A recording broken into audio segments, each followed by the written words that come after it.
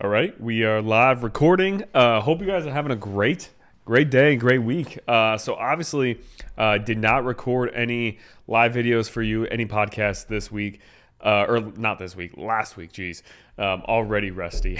But took a week off just to kind of get some things in order. Had a lot of new one-on-one clients sign up, so I had to get them all set up, ready to go. Had a lot of like new inquiries. A lot of them coming from Nicole's insane progress pictures, but a couple of them coming from other client referrals too, which I'm really grateful for. So busy week with that.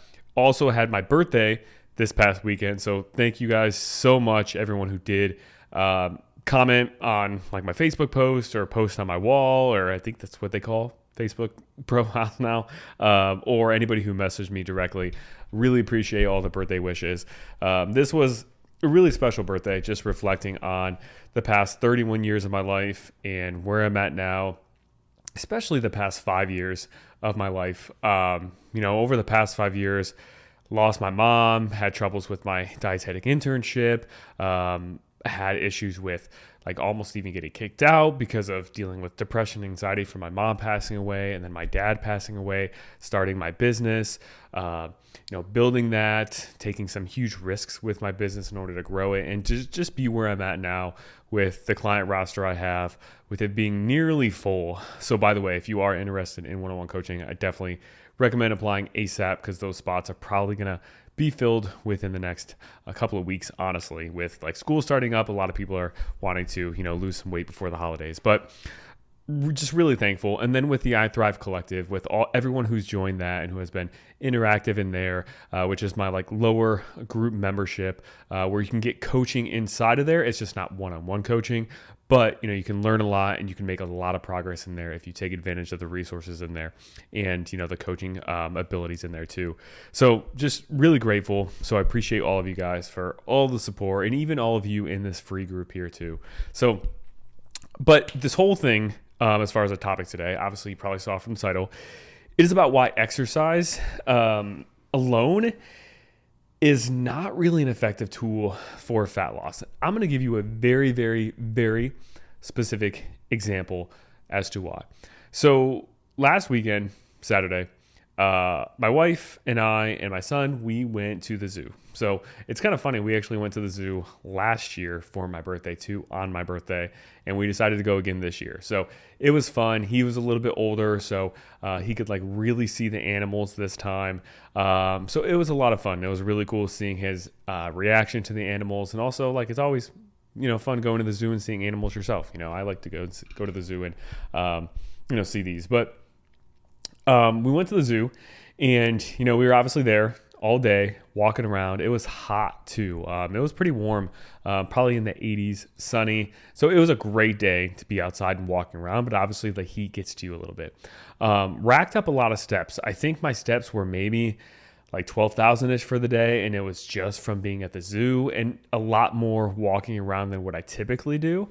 Usually I'm probably closer to between, like right now in a maintenance phase, roughly between like 8 to 10,000. So probably like 4,000 steps extra than what I normally get. And we walked around in the zoo all day, and then we were getting in the car and driving home. And we live about 50 to 60 minutes away from the zoo. So about an hour away. And I kid you not, probably for the first maybe 30 minutes, maybe even 30 to 40 minutes of the drive, my wife and I did not say like a word to each other. And the reason wasn't because we were like mad at each other. It wasn't because we had any kind of fight. It wasn't because we were stressed. It wasn't because of anything that went wrong. Like the day was great. We had a great time, got Aiden something at the gift shop, all this stuff. We ate lunch there and everything. So it's not like we like didn't eat throughout the day. But we didn't talk really at all for the first 30 to 40 minutes, and pretty much sat there in silence except for just like a little bit of music playing in the background. And the reason why was because we had done so much activity throughout the day. And when you do a ton of activity, especially a lot more than you're used to, your body will compensate from that by reducing the amount of calories you burn through other things. And this is what's called NEAT, which stands for NEAT, non-exercise activity thermogenesis. So this stands for basically any kind of other activity that you do throughout the day that is more subconscious, that you don't realize. So me talking with my hands is subconscious. Like, I'm not purposely trying to talk with my hands. If I sat here and tried to not talk with my hands, I could do it for a little bit, but eventually I probably would start moving my hands again just naturally. Or if you're somebody who fidgets a lot, that would be considered non-exercise activity thermogenesis. If you're somebody who just can't sit still and you're always trying to like find something to do, like go on a walk or like fix things up around the house or this or that.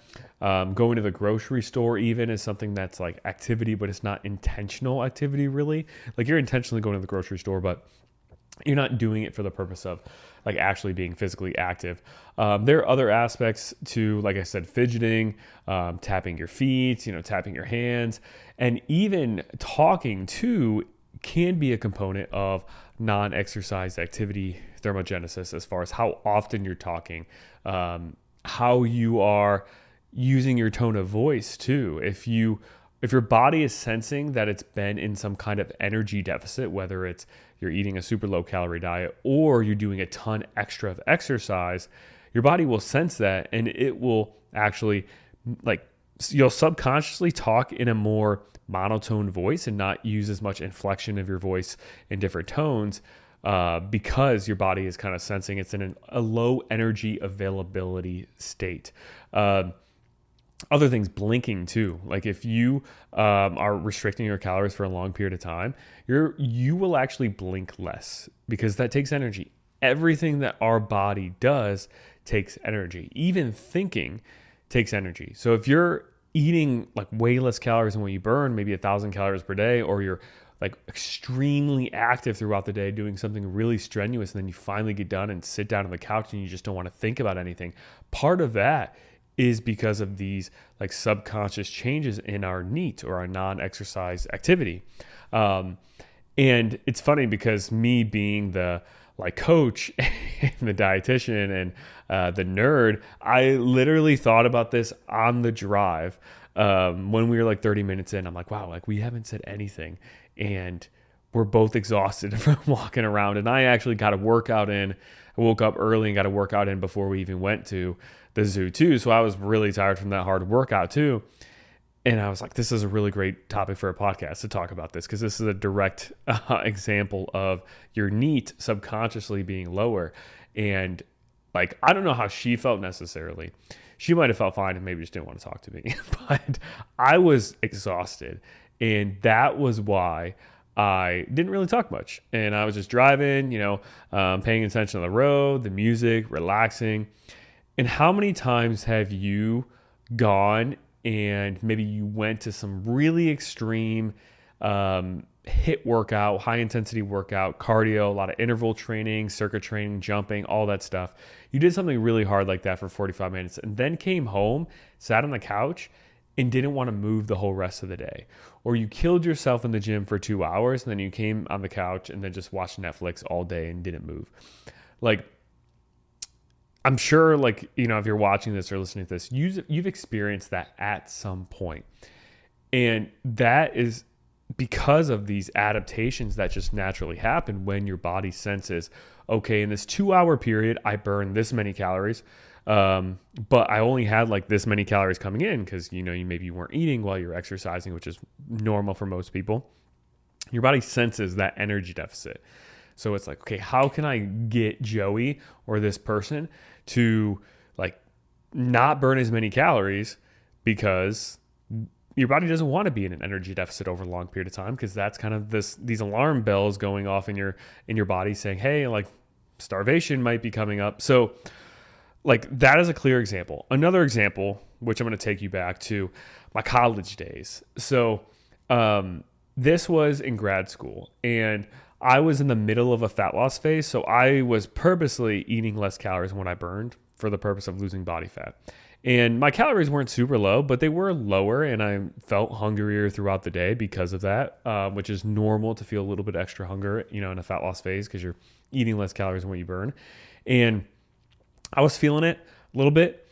And I had gotten a workout in first thing in the morning at like 5:30. That's typically the time I would wake up and work out in college and then go to class and all this.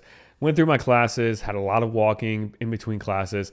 And I think it was maybe 5 or 6 p.m. Drove to the grocery store right after class because I needed groceries to fill up my apartment. And I got into the parking lot and I just was sat in my car probably for 30 minutes before finally getting the nerve to get up and walk into the grocery store and go shopping.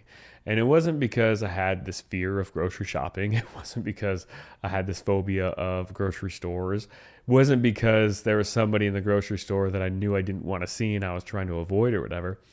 It was simply because my body and mind was just so tired from all the activity I was doing like leading up to that, and also tired because I was eating less calories than what I burned. So I had an energy deficit going on, and it made me just sit there. And if I wasn't in the actual grocery store parking lot and I had maybe was at home and I had to separately drive to the grocery store after that point, there's a good chance I probably would have just laid on the couch and not moved and would have ordered something in like DoorDash or a pizza or something and said, hey, I'll just go to the grocery store tomorrow. And I probably would have been less active. So there's another clear example of like me being in a deficit or somebody being in a calorie deficit, having low energy availability with your exercise being a lot higher, and that causing your other activity throughout the day to be less. And the thing is, people get so hyper focused on exercise and burning more calories that way. And they're like, okay, I'm starting my diet. I'm going to start going to the gym, 6 days a week now. But the thing is, most people, even if they like are at the gym for a long time, are at the gym for maybe 2 hours at the most. And 2 hours compared to the other, let's say, 14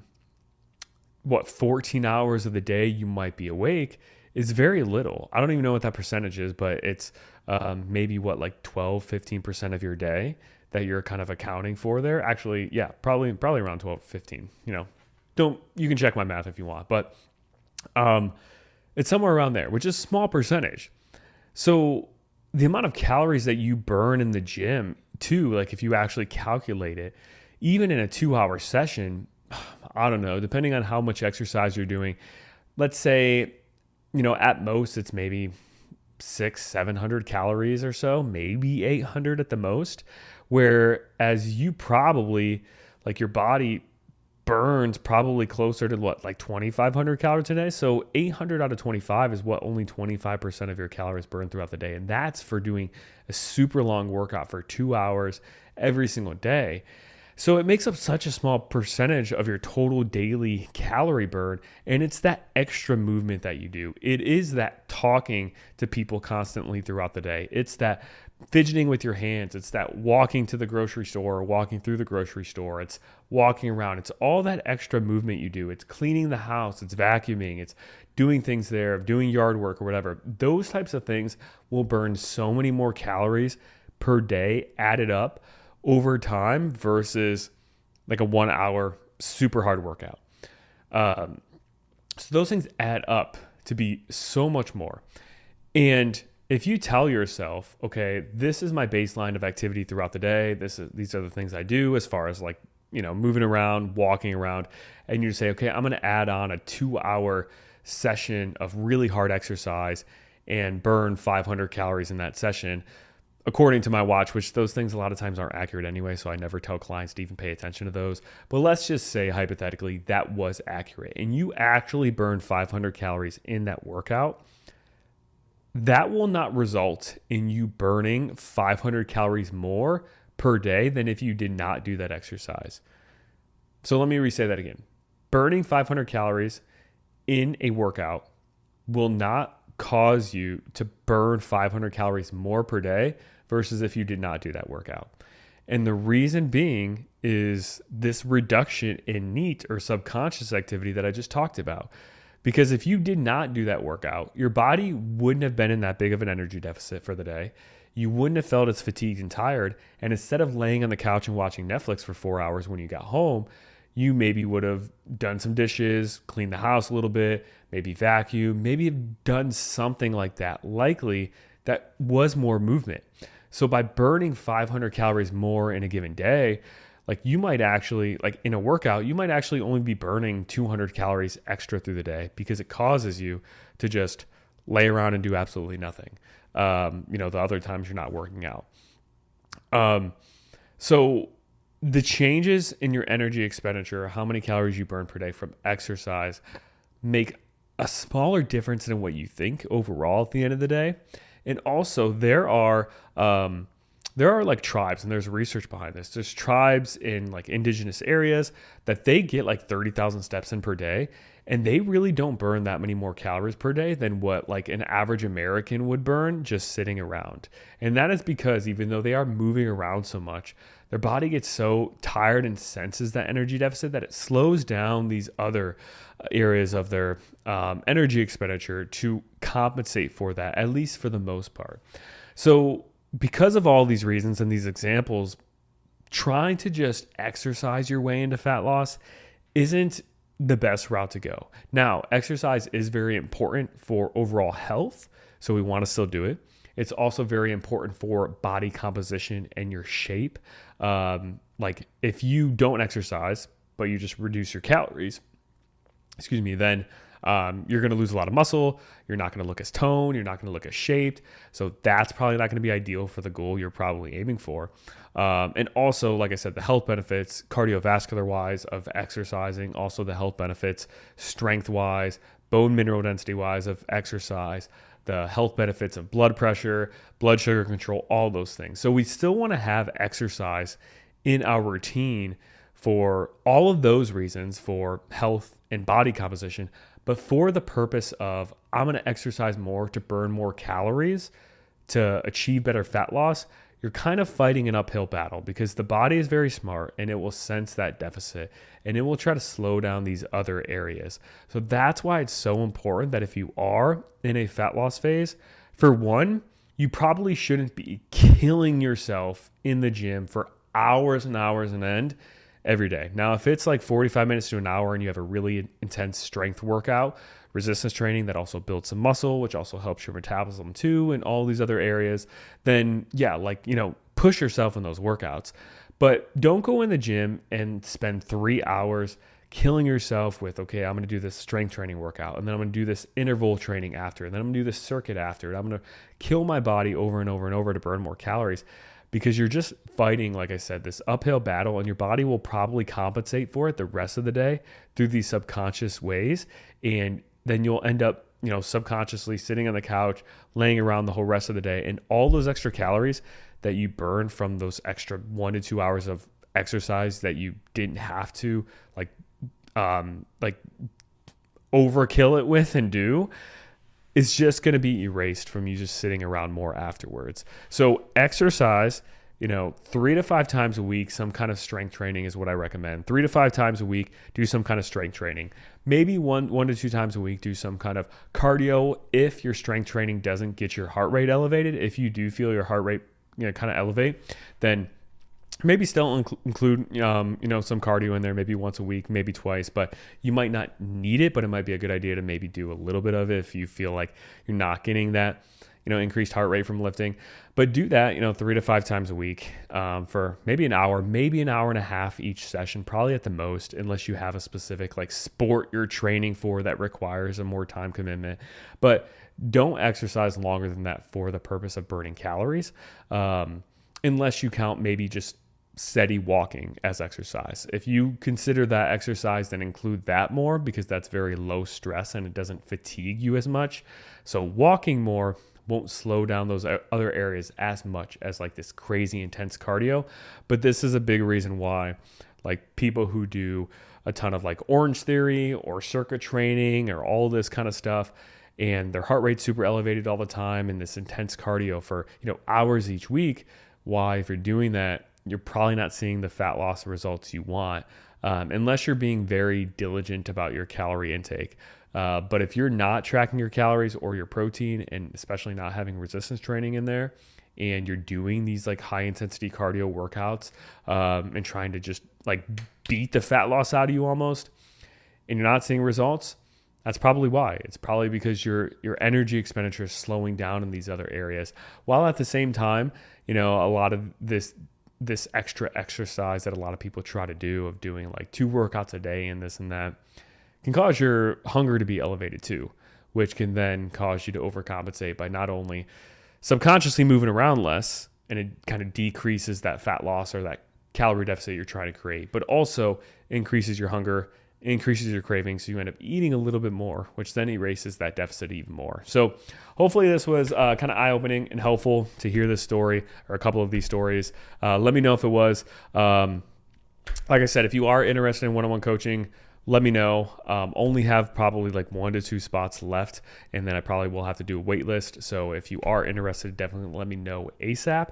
If not, would love to have you join my lower level group coaching membership. There's workouts in there. There's monthly challenges. We're getting ready to give away $300 in prizes for the winner of the August challenge inside of the collective. And then actually we have another prize for the August challenge, which is going to be $100. So we're giving away $400 total inside of there. Along with the workouts, like I said, recipe and food ideas.